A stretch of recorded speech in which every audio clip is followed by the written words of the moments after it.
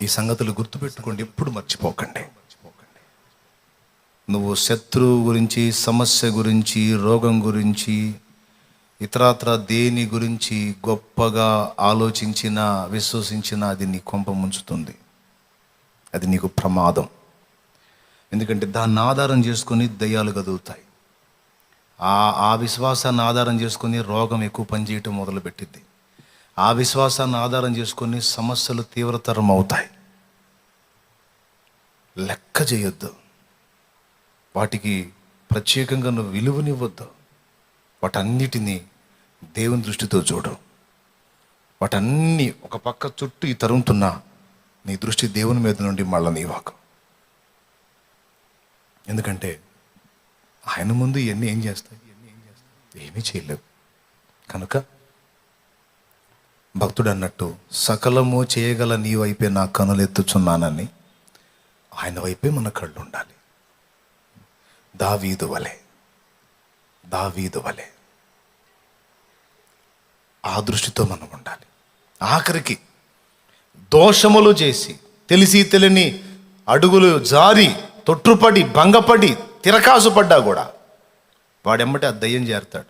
పాపం చేసేటివి నీవు, నీ బుద్ధి ఎలా అయిపోయింది, నువ్వు ఇంత మంచోడు అనుకున్నారు, నువ్వు ఇట్లా అయిపోయావు, ఇంత మంచిదాను అనుకున్నారు జనం, ఇలా మోసం చేశావు, నువ్వు పనికిరావని నువ్వు దాని గురించి ఎక్కువ ఆలోచించే కొద్దీ దయాలు చేరి నిన్ను ఇంకా దోషారోపణ చేసి అసలు దేవునికి దూరం అయ్యేటట్టు చేస్తాయి. అందుకే నువ్వు గుర్తుపట్టుకోవాలి ఏమనంటే, ఓకే దోషినే, కానీ నా యేసు నొద్ద నాకు క్షమాపణ దొరుకుతుంది. శిక్షించినా రక్షించినా పోయి ఆయన కాళ్ళే పట్టుకుంటాను, తంతాడు, శిక్షిస్తే శిక్షిస్తాడు, బుద్ధి నేర్పితే నేర్పుతాడో, కానీ నన్ను త్రోసివేయడు. నా తండ్రి నన్ను త్రోసివేయడు.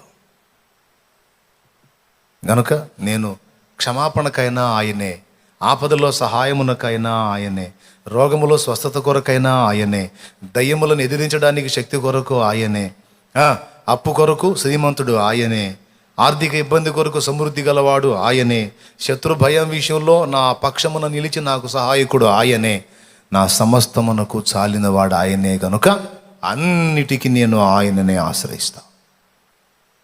ఆయన కంటే గొప్పగా దేన్ని ఎంచను, దేన్ని విశ్వసించను. ఎందుకు ఈ విషయం చెప్పాల్సి వచ్చిందంటే, విశ్వాసులకు ఈ సంగతి తెలియలా. ఇందులో ఇంత డేంజర్ ఉందనే సంగతి అర్థం కాక విశ్వాసులు ఎప్పుడు ఘనపరిచి మాట్లాడాల్సిన దేవుని గురించి మాట్లాడక వేరే సంగతులన్నిటిని గురించి గొప్ప చేసి మాట్లాడి లేని దరిద్రాన్ని తెచ్చి నెత్తిన పెట్టుకుంటున్నారు. అందుకని నేను చెప్పిన ఈ చివరి ముక్కలు రెండు మళ్ళీ చెప్పండి నాకు. విశ్వాసులైన వారు ఎవని యందు విశ్వాసం ఉంచారో ఆ దేవుని గురించి గొప్పగా మాట్లాడక, గొప్పగా తలంచక ఆయన పక్కన పెట్టి మిగిలిన వాటన్నిటినీ గొప్పగా ఎంచి వాటిని విశ్వసించి ఆ సమస్యల్లో సతమతం అయిపోతూ లేని దరిద్రాన్ని తెచ్చి నెత్తిన పెట్టుకుంటున్నారు. వాటిని అధిగమించాలంటే మార్గం ఒక్కటే, అవి నిన్నేమీ చెయ్యలేవని నమ్ము. దేవునికి స్తోత్రం కలుగును గాక. అవి నిన్నేమీ, ఎందుకు అంటే బలవంతుడు నీకు తోడై ఉన్నాడు. ఆయనే. ఎంతమందికి అర్థమైంది? ఇప్పుడు ఏ విశ్వాసం ఉంచుతారు? ఏది కొంప ముంచే విశ్వాసం? దేవుణ్ణి కాక మిగిలిన నమ్మటం. ఏది కొంపను నిలబెట్టే విశ్వాసం? నమ్మాల్సిన వాడిని నమ్మటం. హల్లెలూయా. దేవుని కంటే ఎక్కువ పౌలుకు ఏదీ కాదు, దేవుని కంటే ఎక్కువ దానియేలుకు ఏదీ కాదు. అమ్మో సింహాలు చీల్చేస్తాయి, అమ్మో గుహలో పడితే అయిపోతాను, రాజు బలవంతుడు, అమ్మో ఏదైనా చేయించగలడు, నామల నా దేవుని సెలవు లేకుండా రాజు ఏం చేయగలుగుతాడు? సింహాలు ఏం చేస్తాయి? నా దేవుడు అనుమతించకుండా రాజు ఏం చేస్తాడు? సింహాలు ఏం చేస్తాయి అనుకున్నాడు. ఎవరో? దానియేలు. నా దేవుని సెలవు లేకుండా అగ్నిగుండం ఏం చేసిద్ది? రాజు ఏం చేస్తాడు? రాజువైన నెబుకద్నెజరు ఇందును గూర్చి నీకు ఉత్తరం ఇయ్యవలన చింత మాకు లేదు.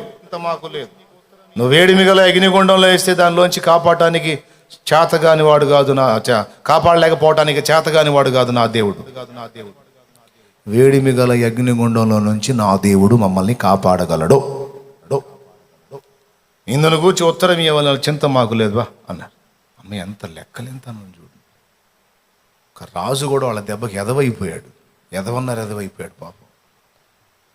అందుకే ఆవేశం వచ్చి 7 అంతలు ఎక్కువ చేశాడు. ఇంకా 7 లారీలు కట్టలు ఏంటి రాటిలో బాగా పెద్ద మాట రాజుకి కోపం తీవ్రమైనందున అగ్నిగుండం 7 అంతలు ఎక్కువ ఆయన. 7 అంతలు కాదు, ఇంకా 14 అంతలు ఎక్కువైనా తన బిడ్డల కోసం అగ్ని బలాన్ని ఆపడేయగలుగుతాడు నా దేవుడు.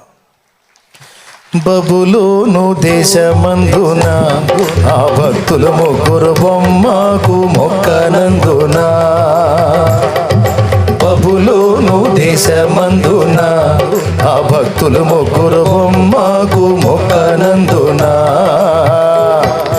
పట్టి బంధించి రాజు అగ్నిలో పడవేస్తే, పట్టి బంధించి రాజు అగ్నిలో పడవేస్తే 4వ వానిగా ఉండాలేదా?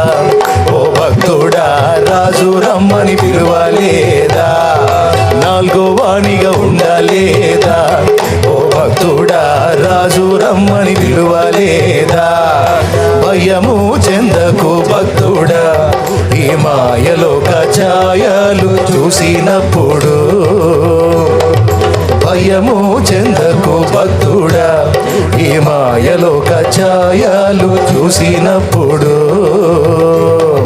భయము చెందకు నీవు, దిగులు చెందకు నీవు, భయము చెందకు నీవు, దిగులు చెందకు నీవు. జీవమిచ్చిన ఏదో ఉన్నాడు, ఓ భక్తుడా ప్రాణం పెట్టిన యేసయ్యున్నాడు.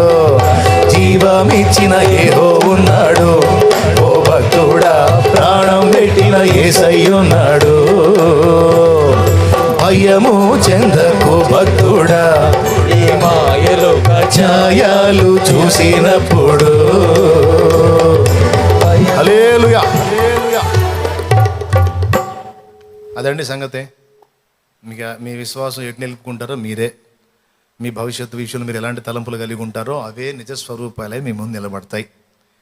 సో మీరు ఆలోచించుకొని, మరి ఇప్పుడు మీరు శాపాలు పెట్టుకుంటారో దీవెనలు పెట్టుకుంటారో, మిమ్మల్ని మీరు శపించుకుంటారో లేదా దీవించుకుంటారో, ఎదుటి వాళ్ళని శపిస్తారో దీవిస్తారో, మీ భవిష్యత్తు గురించి శుభప్రదంగా ఆలోచిస్తారో దుర్భరంగా ఆలోచిస్తారో, రోగం విషయంలో బాగుపడతానని ఆలోచిస్తారో, పెట్టెని చూస్తారో మీ ఇష్టం.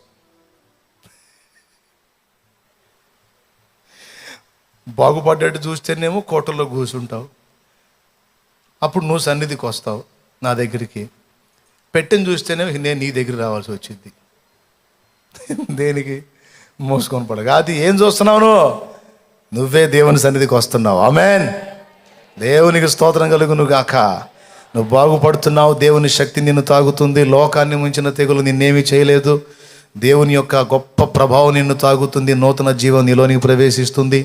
ఈరోజు కలతలతో బాధలతో ఉన్న నీ కుటుంబం సమాధానకరమైనటువంటి జీవితాన్ని అనుభవిస్తుంది. లోకమంతా గడగడలాడిపోయినా సరే నీకు ఆయన కృపా సన్నిధి తోడుగా ఉంటుంది. నమ్ము నమ్ము నమ్ము. ఇదే విశ్వసించు, ధైర్యం తెచ్చుకో. దేవుడు నీకు అలాగునే చేయునుగాక. ఆమేన్.